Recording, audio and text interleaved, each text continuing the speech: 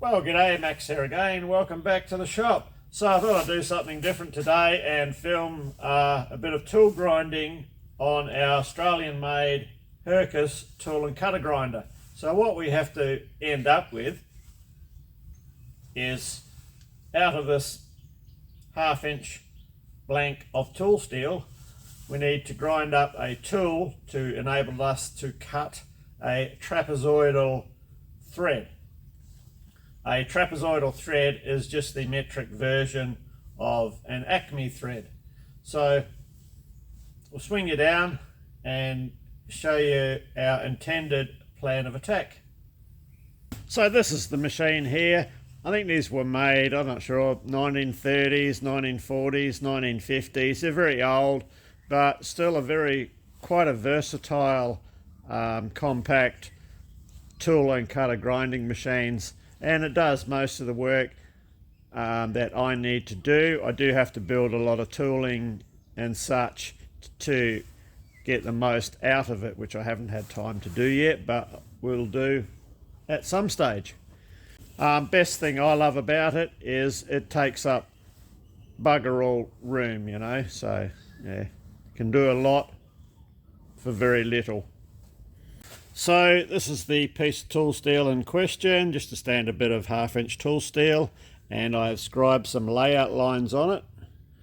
So what I'm going to do now is head over to the welding area, and I'll just use an angle grinder with a cut-off disc just to remove the lion's share, get these corners off it, and that saves a lot of needless grinding on the machine. So I'll get that done first, and then we'll get it set up to grind our angles. And I think I'll just close the door behind me because it looks like we are in for a day of rain because it is winter here in the lovely part of the Swan Valley in Perth, Western Australia. Okay, so we have our blank roughed out, just shy of our scribe lines. I mean, these tools are easy enough to grind up on an offhand grinder, but I just like to do them in this tool and cutter grinder. Plus it gives me the added advantage too, when I put this tool in the lathe, I can indicate this face and know then that the cutting edge of my tool is 15 degrees off the true center line of the tool. So what we need to do now is get our vise angled around at 15 degrees. Now, we cannot rely on the degree markings on the vise because the vise is not keyed to the table slot. So this sine bar that I use, it's really good for this because of the two longer dowels on it. This was a shop made one. I got a bit of tooling off this guy, some really good smaller parallels as well.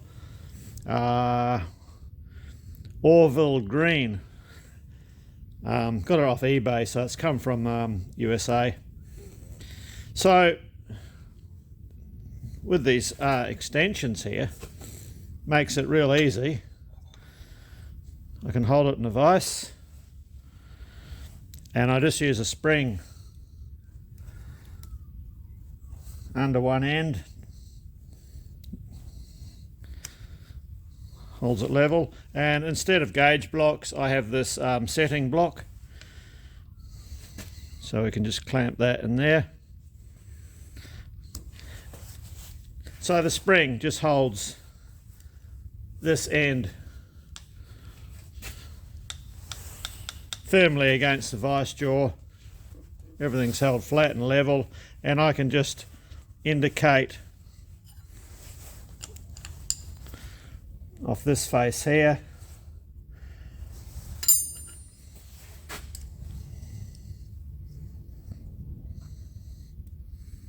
to set our 15-degree angle.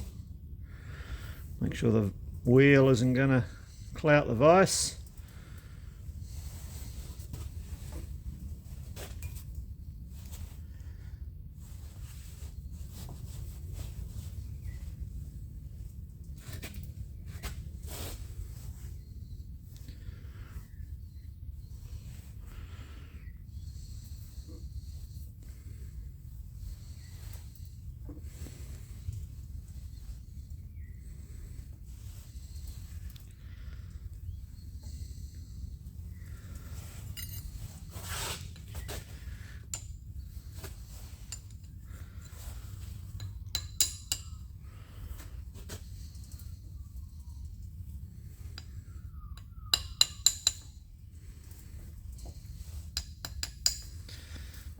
And it's as quick as that.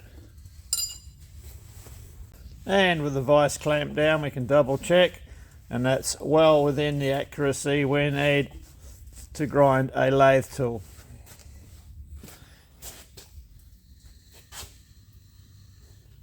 Okay, we'll bring our table up.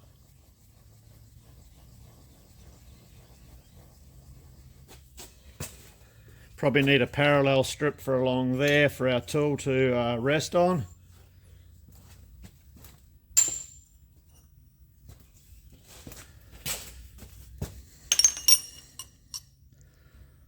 That one should be fine. I'll just go and relocate our tool because I've put it down somewhere. Well, okay, we've located our tool. That's what happens when you get old. You pick it up, you put it over there, and then you go searching for it, forgetting you've just put it over there. So that can quite happily sit there like that.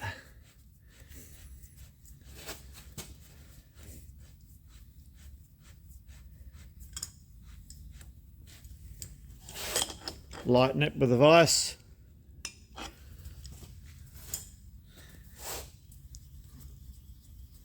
And I've got this, you know, we're pretty close to the center line of the wheel.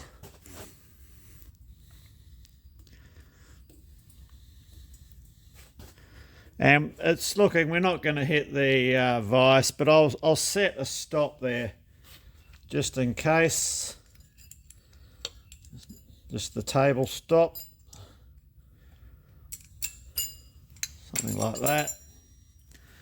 Now we come up against a solid stop there.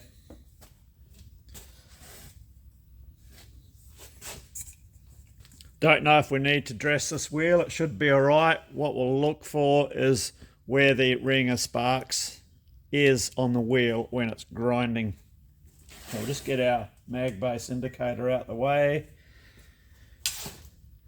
Just for general work like this, I find these pink wheels work well on the high-speed steel. If I have to grind to a particular sharp corner, might be grinding just a small section of the tool steel, then I'd go for these diamond wheels.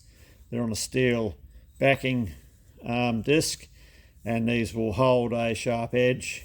That's more so, yeah, if you're grinding like a slotting, like a grooving tool where you require sharp edges. That's my preference anyway. So okay, let's turn this on and see where it's going to grind. Right, we'll sit you there for a while. That's the only place I can put the camera, I think, at the moment. Otherwise it blocks my access to the on and off switch, and I also need clearance for my hand on the traversing hand wheel without hitting the camera stand.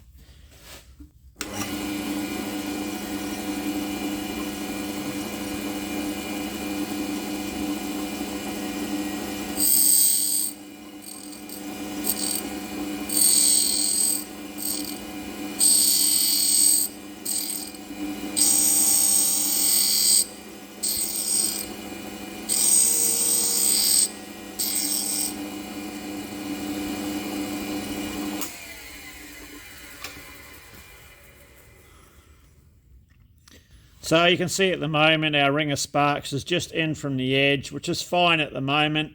We don't want any contact in this area here. I do, however, have this relieved back to about here anyway, so we'll carry on.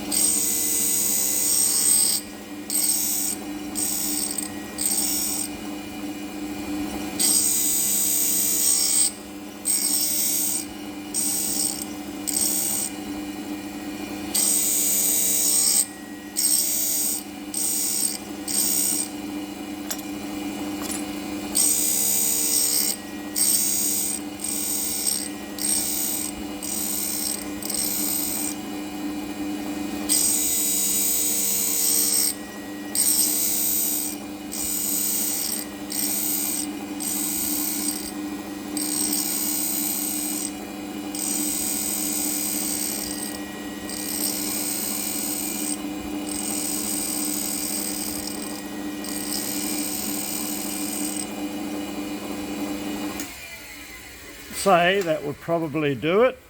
We'll have a look.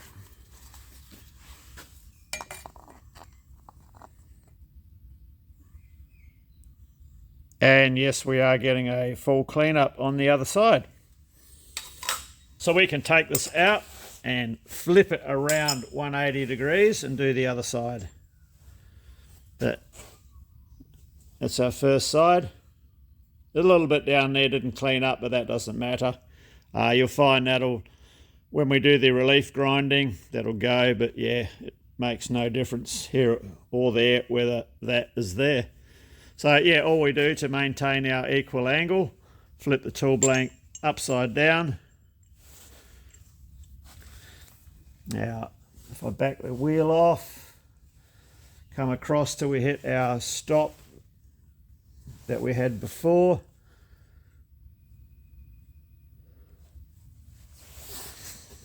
Put our tool bit in the right location, and now we can go again. So our scribe lines are on the other side, but that doesn't matter. All we're looking for is a good cleanup.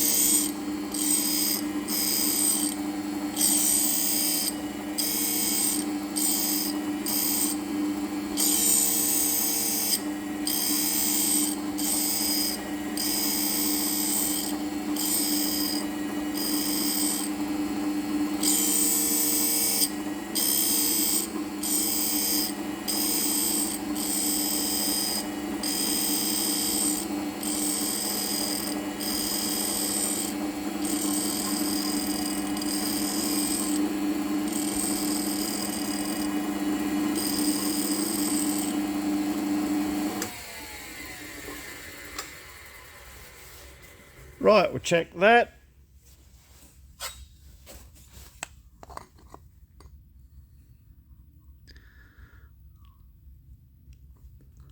No, that will be fine.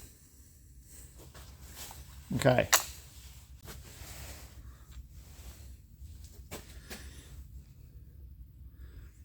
Okay, that will be good. So the next step, what we have to look at is grinding the clearance angles underneath. Now, the way I do it is by angling the tool up in our vise and also swiveling the vise around to achieve the required angle for our clearance that will not affect our cutting edge angle. It's a compound angle, and I'll show you how I do it. So we'll need to blue up both sides.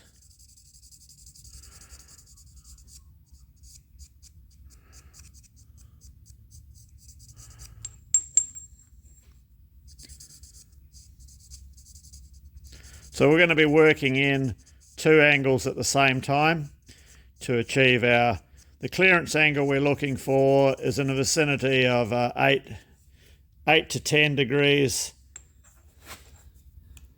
side clearance without affecting our 30-degree included angle that we have here. So the way we do that, because we're in compound angle territory now,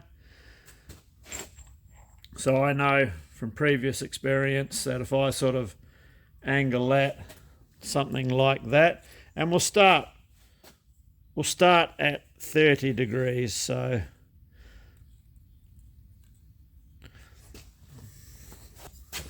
yeah, we'll just get that approximately lined up to 30 degrees. It's just a starting point. So we'll tighten the vise up there. So that setting we've just done will be the clearance, well, it will form the clearance angle. So then with the swivel of the vise, we'll set this, say, to, we'll start with 15 degrees. We'll bring the tool closer to the wheel, just so I can get a better visual.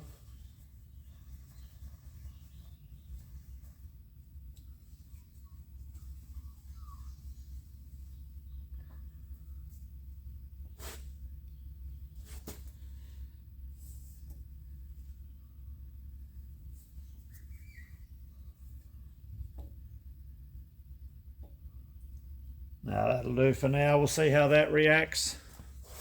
So this will require adjustment, but we need to get a few witness marks on the back as to see which way we need to adjust it.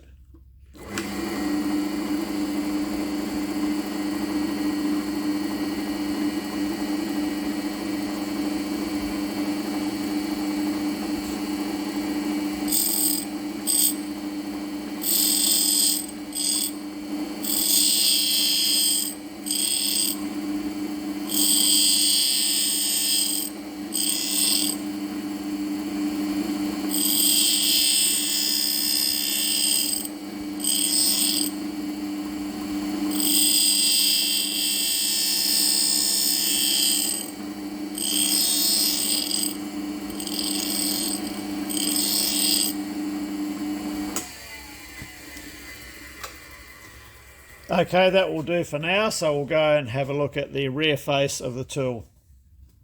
Okay, we can see there that this edge here is a fair way out of parallel to this edge here. So this means we have to make a rotational adjustment. So we're going to have to swivel the vise around more towards the grinding wheel, and what we'll see is this angle change, and it will slowly creep up until it's dead parallel with that.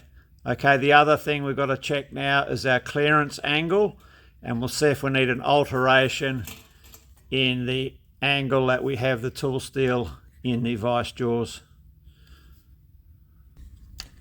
So I'm measuring the angle where the shiny spot is in relation to the top of the tool with the angle gauge perpendicular to this edge here.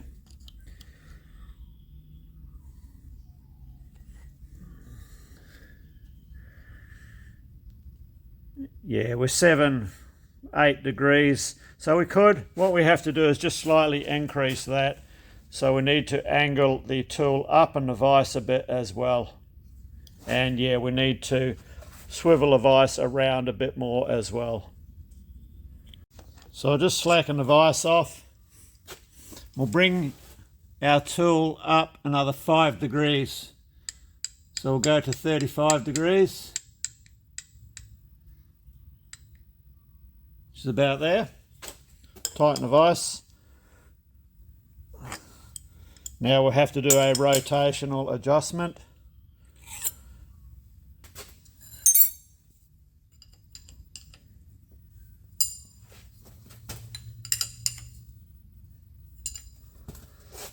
So we're on 15. Okay, we'll bring it round to say 17 degrees.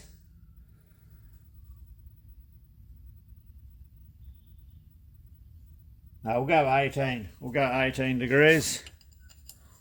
It's just trial and error, and it all falls into place slowly. So we'll blue up the rear of the tool again.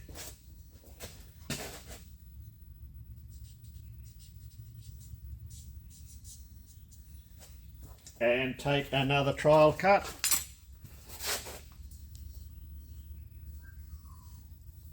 Just double check that everything is nipped back down.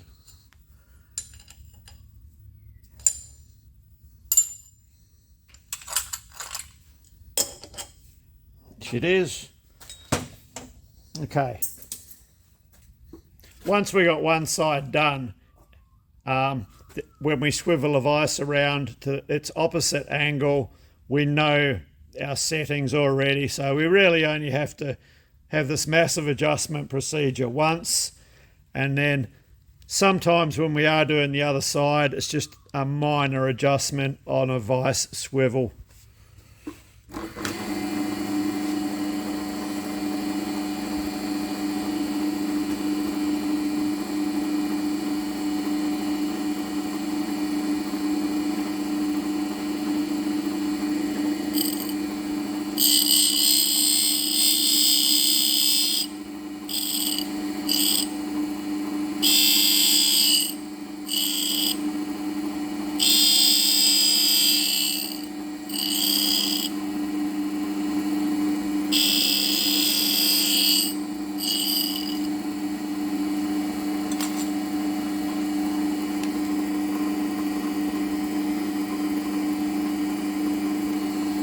Okay, we're not far off.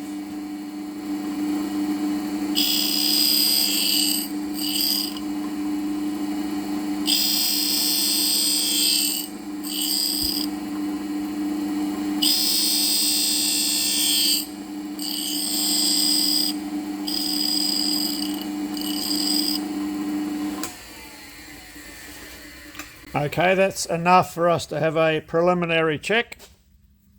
Okay, you can see our angles are getting closer.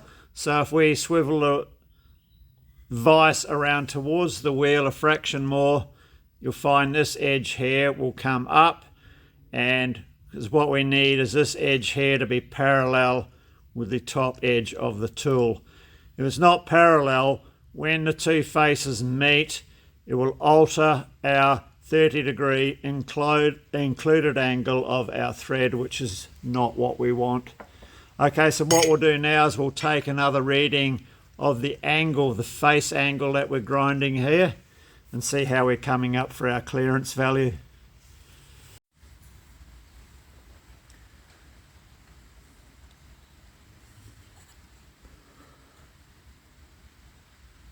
So we're getting a good reading there.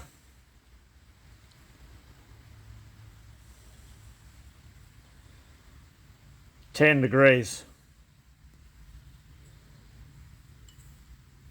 So yeah, it's a bit hard to hold the camera straight measuring that, but our clearance angle that on our fresh grind there is 10 degrees. So we'll leave that be, and we just have a minor tilt adjustment or a minor swivel adjustment on our vise just to pick the front of the grind up here. So we'll just be a small movement this time. We'll go 0.5 of a degree, and we'll just slowly sneak up on it.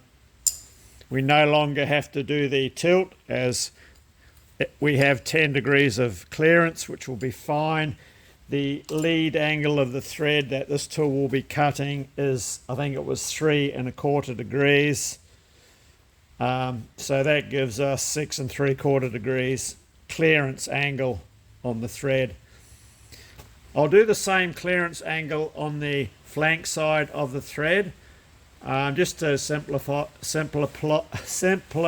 things.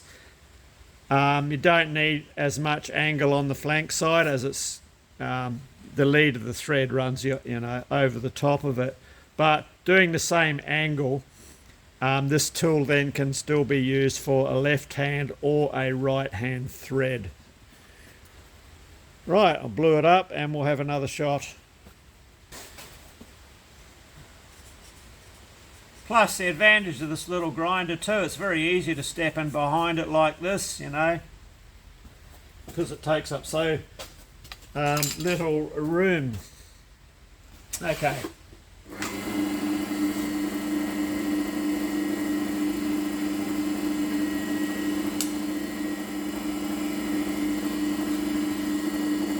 Now we're going to contact the front first because we did a swivel around this way.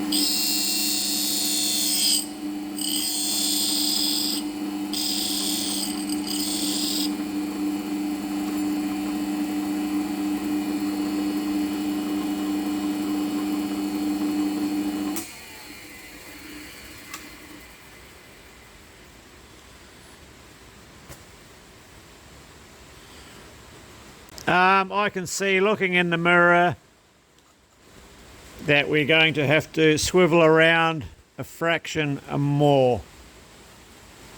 So I'll probably go another half a degree, 3/4 of a degree. We just want to take it in small bites. We don't want to overstep it. So we'll continue grinding until that blue line reduces to about 1 millimetre, 40 thou-ish of thickness, and then we'll get a clearer vision or clearer picture if we need to make a final adjustment.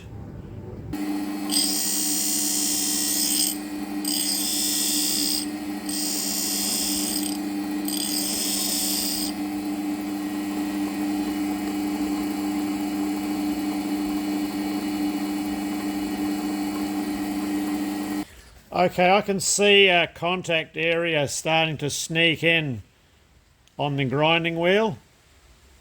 That means that we're grinding on too wide of an area and the wheel has worn. So I'll just give that a bit of a tickle up, just handheld with a diamond dresser, just to freshen it up.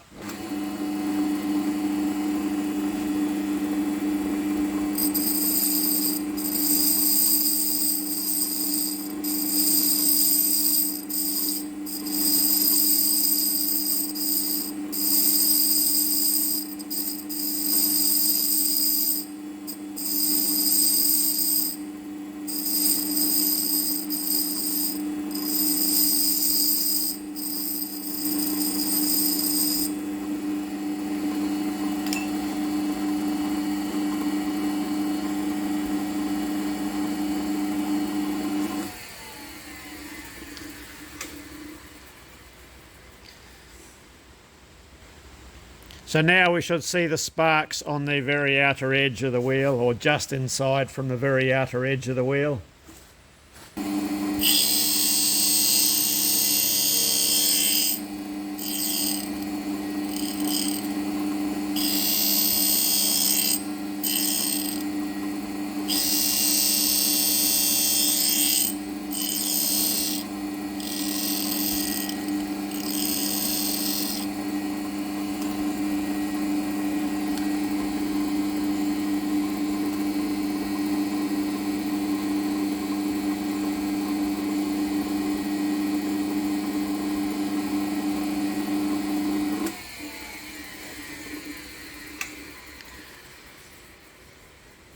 Okay, just looking at this, I think you guys can probably see that. You see we're looking slightly thicker there than on the nose of the tool. There's not much in it. You know, I might have to back the swivel off about 1/4 of a degree. Yeah, we'll do that.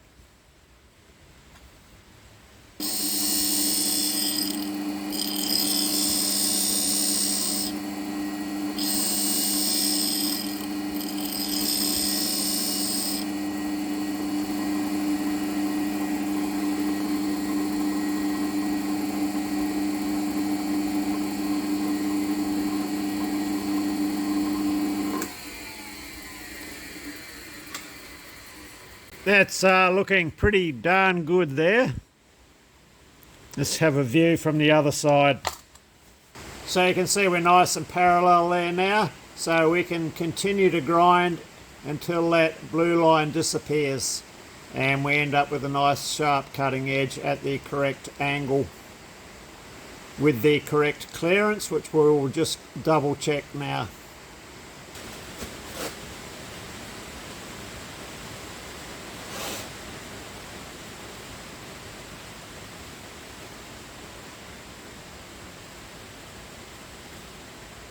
And yes, 10 to 10.5 degrees side clearance, which is good.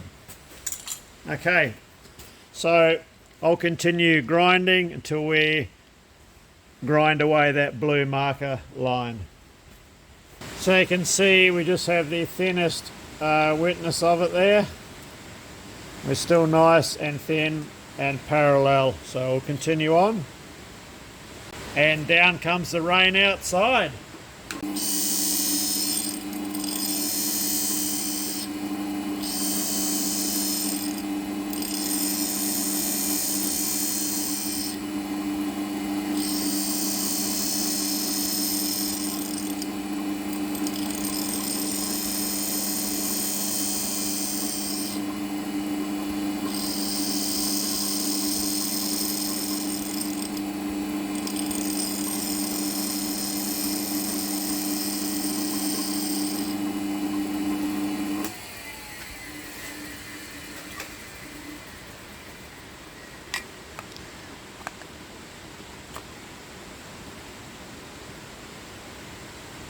There we have it, side one done. Right, so I'll get this out, I'll get the vise swiveled around to the same angle but on the other side of 90 degrees, and the tool set up on the same angle poking out the other way. And that will put us in the correct position to grind this face here. Raining cats and dogs out there today.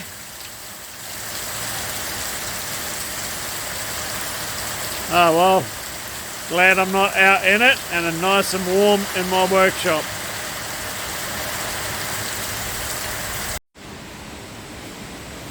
So I need to record those amounts, so our 35 degrees of tilt and the angle on our vise 18 3/4 degrees. But when I swivel the vise the other way, I can set them to the same, and then more often than not it's just a simple angle adjustment just on right at the very end there when we're coming up on our other edge. You know, it's only one minor adjustment normally gets it. So a lot will already know, but there might be some that are unsure on it. The lead angle on your thread, so take this thread here for example, is the angle that that thread takes in relation to the center line of the thread. So it cocks over on an angle. When you look at a thread, they lean. So what we need to do is unravel one complete thread. So we can do that here. So we need the circumference, which is pi times the diameter, on the particular thread that this tool is getting made for.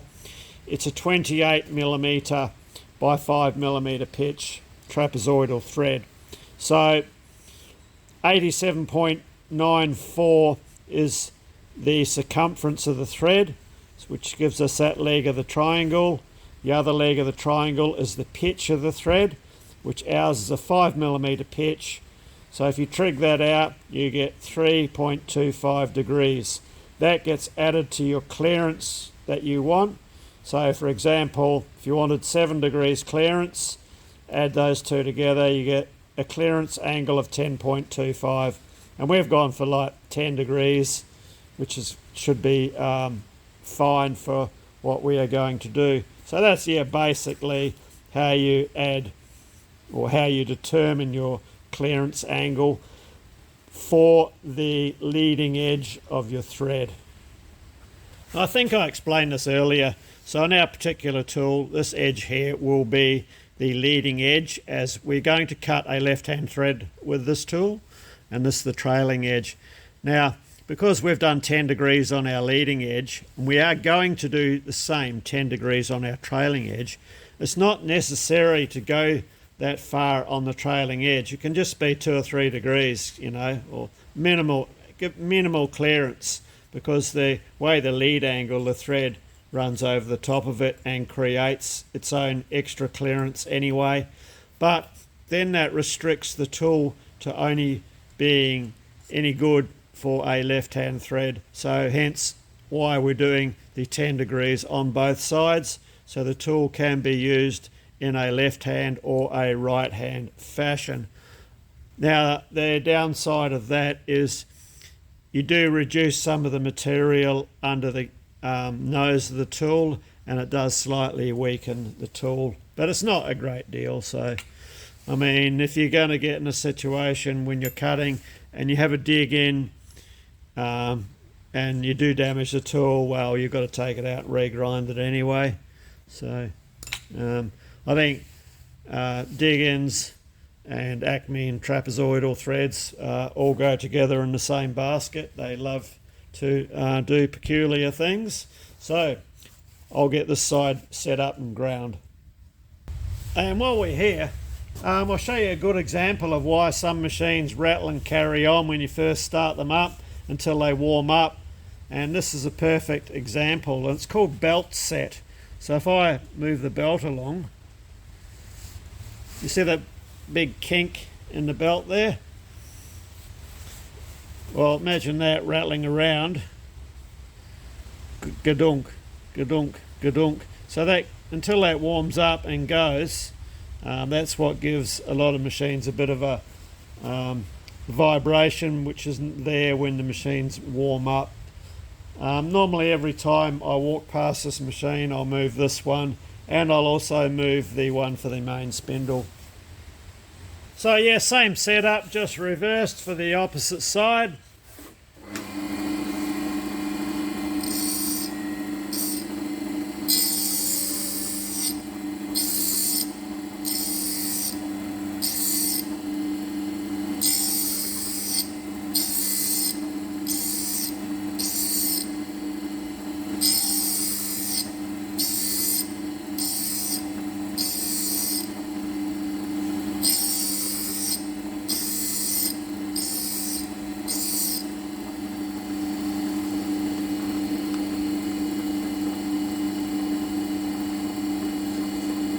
So far so good, no adjustments required. Just our initial setting of 18 3/4 degrees and 35 tilt, and we'll double check that. We'll bring you back when we're at the end.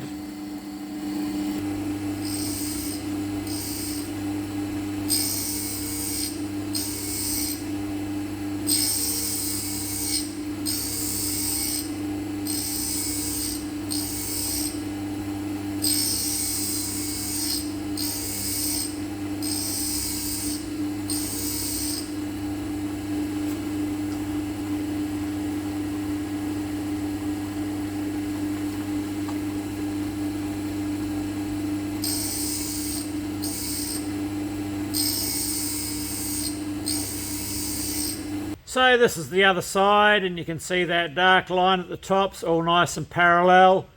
So that means once our clearance angle meets our cutting edge angle will not be altered. It will stay true 30 degrees included angle. So we'll keep grinding until those two lines meet.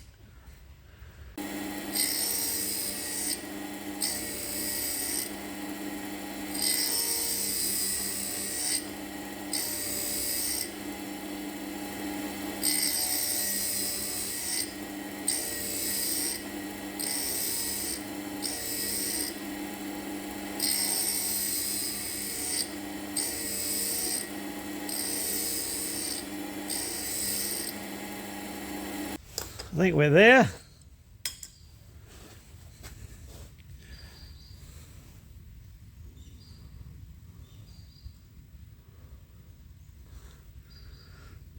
Beautiful. Okay, so what we have to do now is do the width of the flat for the tool nose.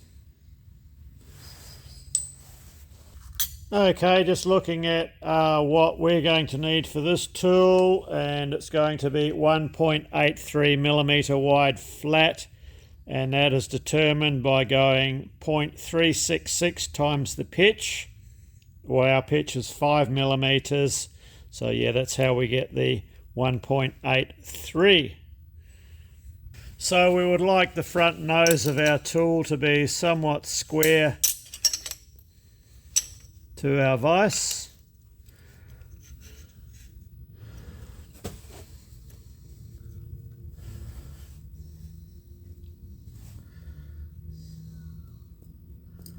We can just square the vise up to the wheel.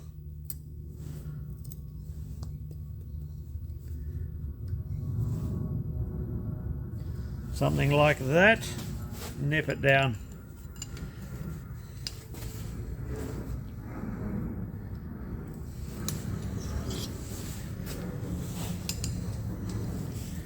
So we're just going to give our tool somewhere around 5 degrees front relief.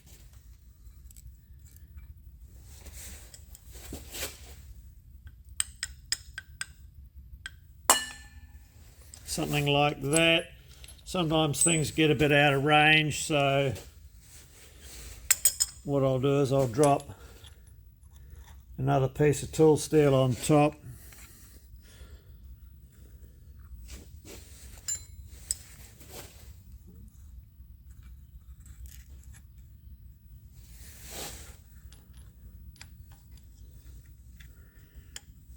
Just to make it easier to read the gauge, and that's close enough. Okay. Okay, this part we need to be extremely careful, as it's very easy to overcook it. If we go past our anticipated width of 1.83, the only way to get that back is to grind more off the side. So I'd rather be under than over. If you're under, you can sidestep the tool a bit, or cut a bit deeper. But if you're over, no, you're screwed. You've got to redo your side.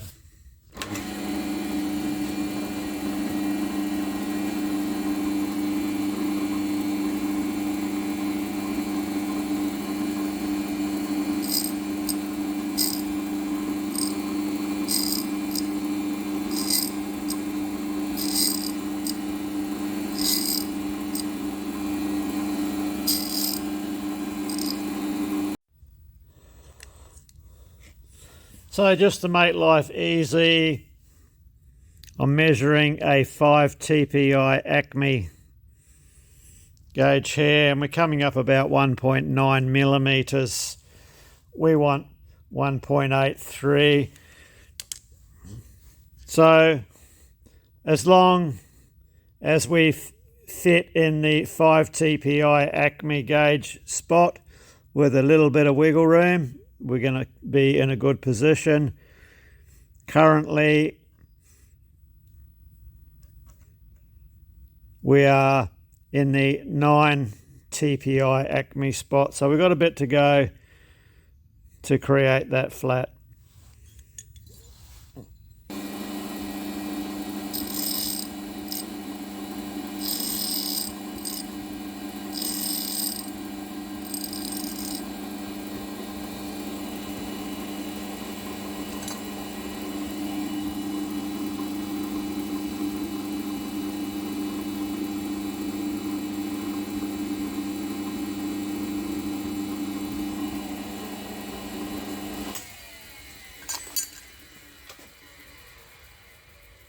Right, I think I'll get a measurement with the vernier caliper there. I've set the caliper to 1.83. We're knocking on the door. We'll take a wee bit more off.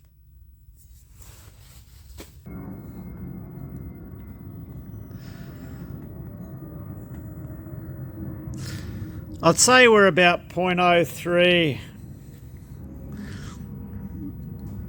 under our width, which is fine.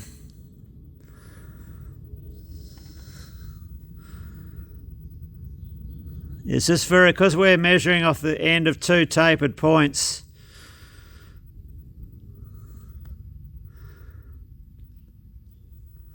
I'll set our caliper back to 183.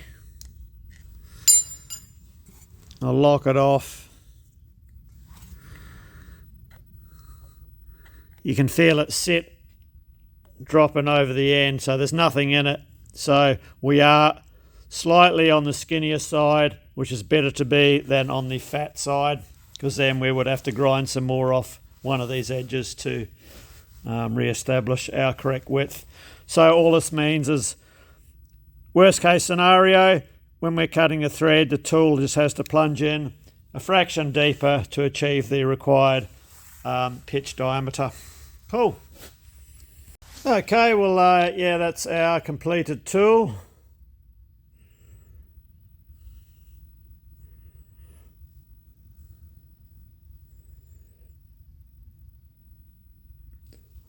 So all ready for a bit of a clean up with the oil stone, and it's ready to cut a thread.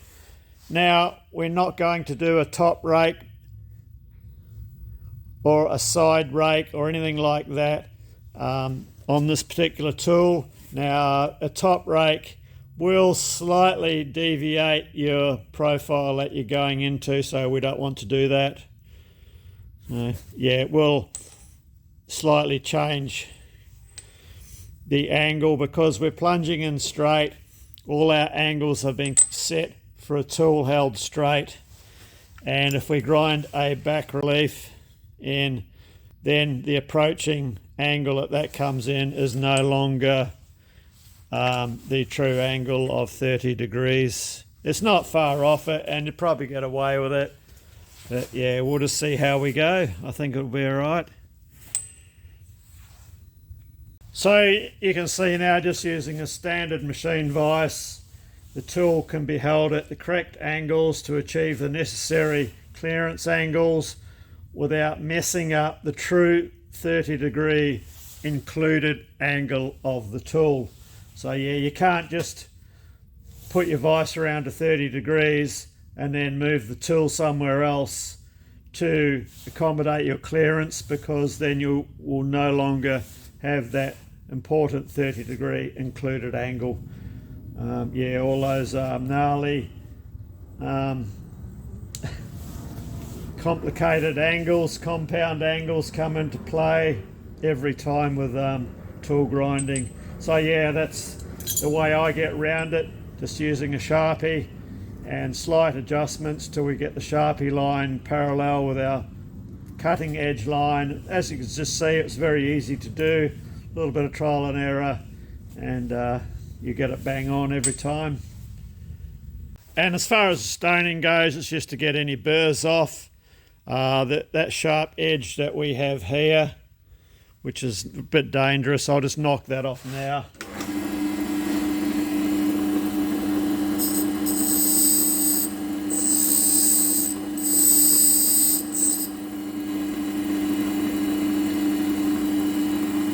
Okay.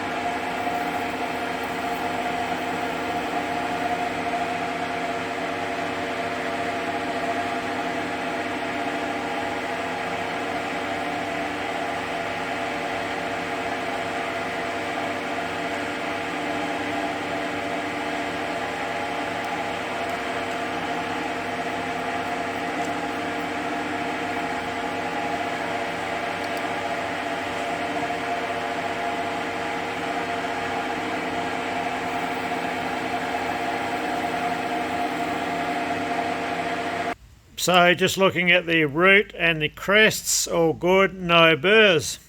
I haven't deburred anything yet, which is what we want, especially if you're going to be running a travelling steady with a thread like this, which is what we will be doing when we cut the other part. The leading edge of the thread looks really good. The trailing edge came up good as well. Now there's a couple of marks, minor marks. There's one of there, and there's, I'll see if I can zoom in on it.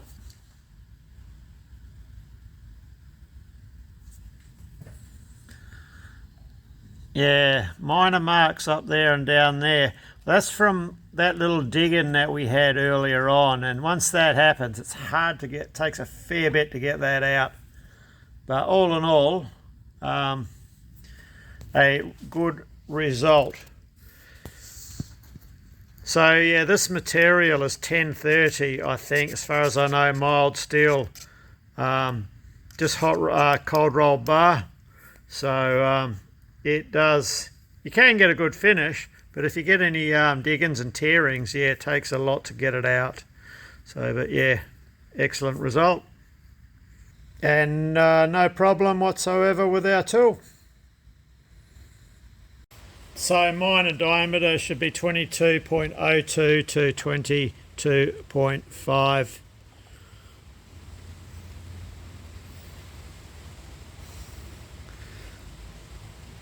Let's lock that screw.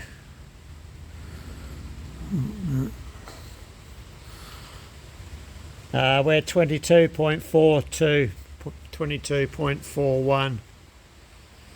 Oh, it moved. So we're below the maximum, above the minimum. What would be really good is to get a measurement over wires for this thread, but to find the information is a bit of a mission. Just to find the constant to use. You know, I'm guessing it's probably, well, the constant calculation is half of the thread angle. That's the angle they use. So I'm guessing it would 15 degrees would be in there somewhere. But yeah, it's if anyone knows or has done thread wire measurements over a trapezoidal thread, remember it's not an Acme, it's a different thread angle, so you cannot use their Acme calculations. And like, as far as I can see, I cannot find any information on what to use as a constant, so you can use your thread wires. So maybe someone knows something that I don't. Hopefully they do. So this is the tool that we ground up for doing the internal. That fits that lovely.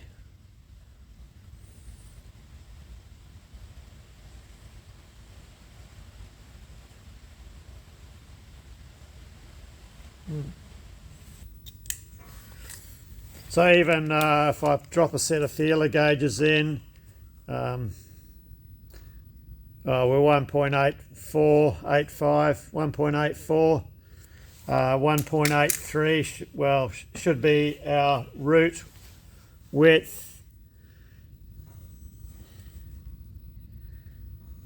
And like, it's right there.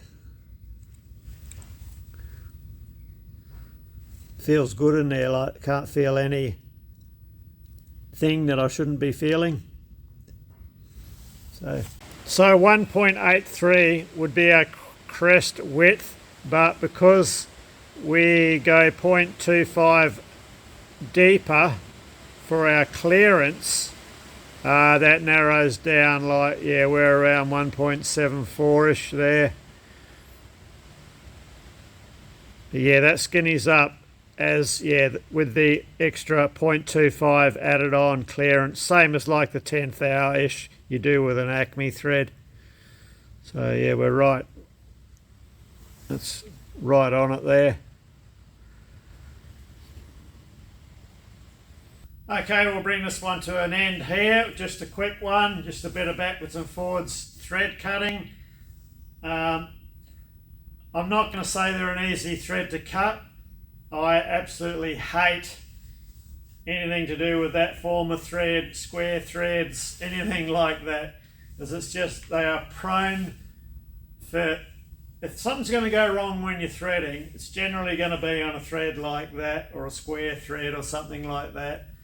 The tools, they love to dig in and pick up, and on mild steel. When we do our other part, that will be on 4140, which will be part, well, yeah, we'll do a separate video on that. So this was just all about testing our threading tool that we ground up in the previous video to make the plug gauge, which is what we just made, for when we do our internal screw cutting on, well, internal trapezoidal screw cutting. So anyway, cheers, hope you got something out of it. Probably didn't. Main thing is just to go slow, like lots and lots of light cuts. You don't want to be bogging the tool in, because it'll just rip and tear, and you'll have a hurrah of a job just to get the sides of your thread all nice again, you know. So it's better just to take extra time and multiple very light cuts. That's my preference. So anyway, cheers, thanks for watching, and yeah, hopefully see you in the next video.